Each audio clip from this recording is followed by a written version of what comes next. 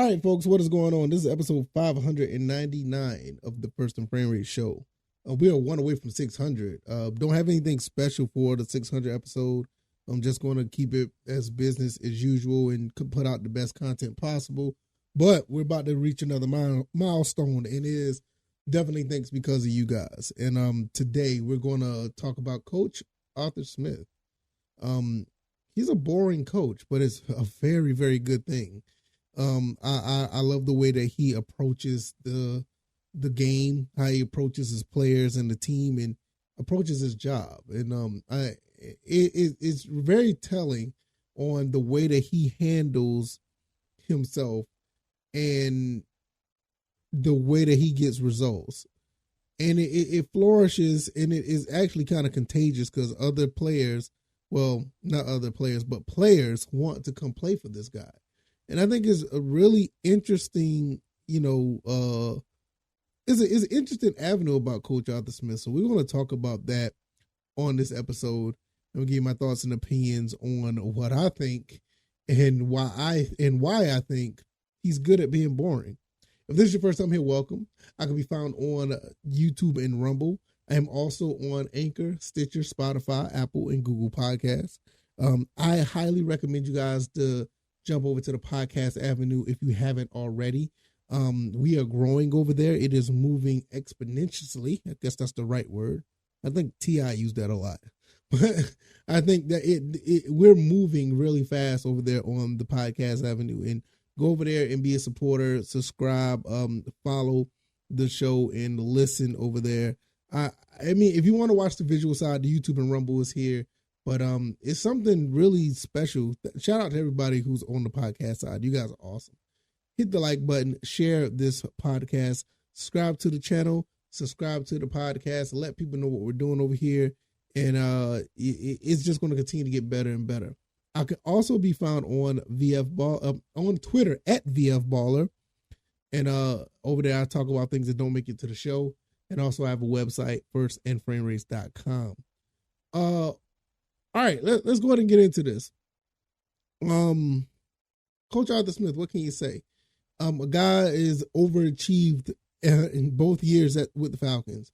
Started out with, not the best cast of players the first year he was here, and ended up going 7-10 with got probably the best final year out of Matt Ryan in that year, and actually made some noise throughout the season, and it was actually, pretty impressive, knowing that we should not have done much, especially with the issues that we had with wide receivers and some issues we had with defense. But Coach Arthur Smith and Dean Pease was able to put some things together to actually rack up some wins. I mean, I think we were supposed to win like 4, maybe 3 games that season, ended up winning 7, and it was actually pretty cool. The second year, the first year we got rid of Julio Jones. The second year we got rid of Matt Ryan and Deion Jones as well. And people were like thinking, all right, what are we doing here? Marcus Mariota comes in, Calvin Ridley has this situation, and it was kind of a bummer. But we did draft pretty well. The first 2 years we drafted pretty well. And I think we end up getting into the right spot. That second year coming in, Coach Arthur Smith was, really on his way to molding this team the way he wanted to. And all the while, we were still supposed to be, 2-15 or the 3-14. End up winning another 7 games. And while all this is going on, you still got guys understanding that we're about to have some money with the salary cap. We're about to have some space to bring people in because we're going to get rid of a handful of people. And a lot of these free agents started coming here. And why is that? Did the culture necessarily change with the Falcons? I mean, we all could see it. If you've been here since forever, you kind of knew that the culture was changing a little bit. But what you didn't see is like the actual influence Coach Arthur Smith had. And the reason why you don't see that because he doesn't say much. He talks a lot when it comes to the media, but to me, honestly, it feels like he says a whole lot of coach talk. Almost like a whole lot of nothing sometimes. But the whole lot of nothing he actually says a lot, if that makes sense. You listen to some of the things he said when he talk about personnel and the guys that are on the team and all the things that he tried to expound upon when it comes to answering questions, he says a lot. He just doesn't say it in a way that makes you go rah rah and happy and get hyped. I mean, unless if you're, you really understand what's going on with this team and if you really understand football. The only thing that Coach Arthur Smith wants to do is win football games. And you could tell that from the jump. And he does a fairly good job of winning games.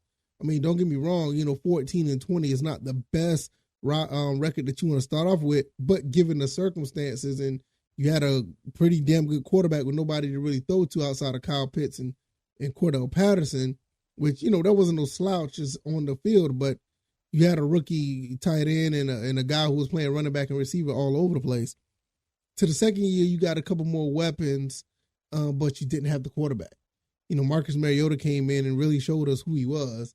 But despite all that, we were in the running for the NFC South title up until like 3 or 4 games left into the season.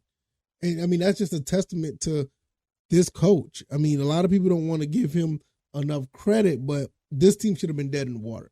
This franchise should have been going backwards. Any other coach, I ain't gonna say any other coach, but most coaches that would have came here, we would have been dead in the water probably, like 7, 8, 9, maybe 10 games below 500. But I love what he's doing here. We're able to get some guys here that actually fits the mold of what he wants. And I think we're going to be in a rude awakening. I think someone's going to be really surprised. I think this team is going to severely overachieve this year. I mean, I just did a video. They said that we have like the 31st worst offensive core in the league. I don't believe that. I mean, that's just some ridiculousness that was wrote because somebody was just being lazy. There's no way that 30 other teams are better than us, and the worst team behind us is the Arizona Cardinals. We're not that bad. I think with our coaching alone, we should be at least at the 25 to 20 mark. And if you look at the talent, you can make a case for us to go higher. But nevertheless, I don't want it to be a situation where we act like we deserve anything, because at the end of the day, we don't. You don't go below 500 2 years in a row thinking you deserve anything. You just have to be a student of the game and understand what's going on here to say, like, all right, Coach Arthur Smith has made some moves. He brought Jesse Bates in. He brought David Adamaya in. He brought Caden Ellis in. He re-signed Caleb McGarry. I mean, he was just talking about this at a recent press conference about why they moved Jalen Mayfield to right tackle. And to be honest, he should have been right tackle the whole time, but that's a whole nother story for another day. But they moved him to right tackle. They talk about the Bijan Robinson pickup, all the other guys that we did end up picking up is the Clark Phillips of the world. We're getting weapons on both sides of the ball. I think we just lost one, with Avery Williams being our special teams guy. But Cordell Patterson could go back there and do that. Penny Hart could go back there and do that. We might find another diamond in the rough with somebody who can get us, 20, 25, 30 yards average on a kickoff return. So I just think at the end of the day, we're looking at a coach that's really trying to find his way and trying to be successful. I mean, it would be awesome to see him have a winning season next year. I think he has the tools. I'm going to be honest. I think he has the tools. You look at the schedule. I think this schedule is very favorable. I don't see too many teams that really made a come up, this past schedule, outside of like I said, the Lions or the Jets. I think everybody else, maybe the Vikings. Everybody else is like pretty much the same way they were the year before. I just don't see where the Falcons could not win at least 8 to 10 games. But it all goes back to the coach. As boring as he is, as plain as he is when he answers questions, he does crack a smile every now and then. He does congratulate, on certain milestones. For the most part, he's just sitting there telling you what he wants out of his team. He goes out there and be a coach. And for the most part, I think he's done a pretty good job coaching his ass off. You just got to understand, like, some of these coaches, man, they can't deal with the pressure of what's going on. When you have a Coach Smith, you got Terry Fontenot, you got those guys together and the rest of the coaching staff, looks like we're going to be in a really, really good spot for the next few years, so I just love what's going on here. I really do. It's no reason to hang your hat or have your head down thinking about this team. Are there question marks? Absolutely. But at the end of the day, even if the question marks with the quarterback, the cornerback, or is it the lineman or the linebackers, or it doesn't matter. We're going to have our issues. But at the end of the day, we got to figure out if we have the right coach to steer this team to be somewhat successful. And to me, I feel success is basically getting double-digit wins, and then we'll just go from there. So let me know what you guys think. If you like this commentary, hit the like button, share this podcast, subscribe to the channel if you haven't already. I think Coach Arthur Smith is a pretty good coach so far. Given the hand that he was dealt with, it was tough. But he is 7-10 both seasons. Now he's about to get a nitty-gritty, starting to put players on the field that he really wanted via free agency and or draft, and I think they're going to be all right.